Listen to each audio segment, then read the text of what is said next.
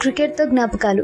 Match start అవుతుంది అని ముందే అమ్మ చెప్పిన పనులన్నీ చేసే రెడీగా ఉంటాం. షాప్ కి వెళ్లి ఏమైనా తీసుకురామంటే పరుగులు పెట్టేవాళ్ళం ఆ షాప్ దగ్గరికి. మ్యాచ్ మొదలవ్వకుండానే మన టీమే గెలవాలని ఎంత గట్టిగా దేవుని కోరుకునే వాళ్ళం.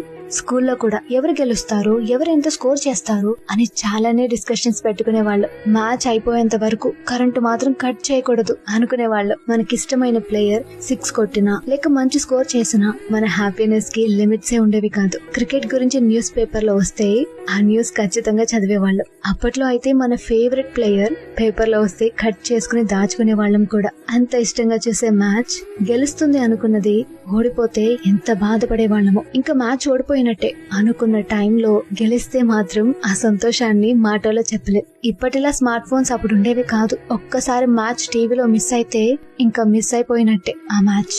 ఇంపార్టెంట్ మ్యాచ్ ఉన్నప్పుడు కూడా తప్పక ఎగ్జామ్స్ ఉన్నాయని స్కూల్ కి వెళ్ళినా స్కోర్ అయినా తెలుసుకోకుండా ఉండలే. ఎంతైనా ఆ రోజుల్లో ఇంట్లో అందరితో కలిసి క్రికెట్ చూసిన రోజులు వేరులే.